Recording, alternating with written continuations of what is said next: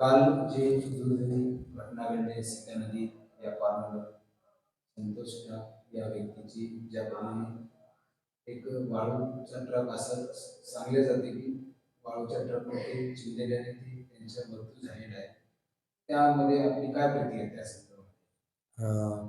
काल सीता नदी कॉर्नरला मुदखेड बारड या रस्त्यावरती अतिशय दुर्दैवी एक घटना घडली आणि त्यामध्ये एक संतोष टाक या नावाने माझा मृत्यू झालेला आहे. सदरचं वाहन आता पोलीस विभागामार्फत त्याच्यावरती कारवाई चालू आहे. तर ते नेमकं कशाचं होतं, कुठून कुठं जाऊ लागलं, कुणाच्या मालकीचं होतं, हे तपासामध्ये स्पष्ट होईल. परंतु ओव्हरऑल आता जे निवेदन सगळ्या लोकांनी दिलं, तर जनतेमध्ये हीच भावना आहे की हे वाहन वाहनावरती तीव्र कारवाई करावी. प्रशासन म्हणून आम्ही त्याच्यावर नक्कीच तीव्र कारवाई या ठिकाणी करूया. त्यासोबतच जे ब्लाइंड स्पॉट आहेत, काल माननीय जिल्हाधिकारी महोदयांनी आम्हाला अशा सूचना दिल्या आहेत की RTOच्याही अनुषंगाने यांच्या वाहनावर कारवाई करा आणि त्यासोबतच जे ब्लाइंड स्पॉट आहेत की जिथं दुर्घटना होऊ शकते, आता हे वाहन वेगळा विषय झाला, तर त्याही ठिकाणी आपण बांधकाम विभागाचा RTOचा अभिप्राय घेऊन काय करता येईल त्याही ठिकाणी, जसं आता आपला सीता नदीचा कॉर्नर जो आहे, टर्न हा ब्लाइंड स्पॉट आहे. मागे आबादारांचा मृत्यू झाला होता, तो जो निवग्याचा टर्न आहे आपल्या पारडी वैजापूरचा, तोही थोडा ब्लाइंड स्पॉट आहे. त्याही ठिकाणी आपण 100% गतिरोधक बसवणं किंवा इतर काही ज्या सुरक्षा कारवाया आहेत त्याही आपण या ठिकाणी कारवाई करू. परंतु सदर घटना अत्यंत दुर्दैवी आहे आणि प्रशासन म्हणून आम्ही त्या कुटुंबासोबत आहोत. वाळू घाटावर आपण कधी कारवाई करू? वाळू घाटावरती आपल्या सातत्यानं कारवाया चालू आहे. म्हणजे मी सांगायला हरकत नाही की 8 डिसेंबरला सोमवारी खुजरा या गावामध्ये 2 फायबर आणि 2 बोटी उडवण्यात आल्या. नंतर बुधवारी 10 डिसेंबरला माळकवठा गावामध्ये लोहा आणि मुदखेडची संयुक्त कारवाई होती. परंतु 7 फायबर आणि 3 बोटी उडवण्यात आल्या. शनिवारी रविवारी स्वतः मी फील्डमध्ये उतरलो आणि एक शंकतेचं आणि एक वासरीचं असे 2 वाहनं स्वतः मी जप्त करून बालट पोलीस स्टेशनला पुढील कारवाईसाठी लावलेले आहेत.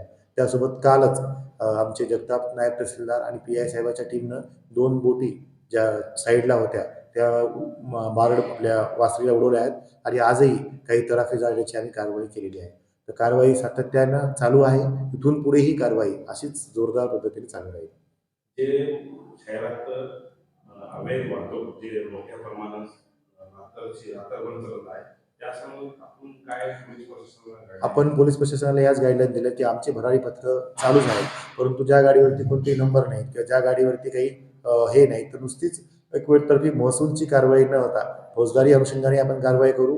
फौजदारी अनुषंगानं नाही तर आपण RTOच्या अनुषंगानेही सदरच्या सर्व वाहनावरती या ठिकाणी कारवाई या ठिकाणी करणार आहोत.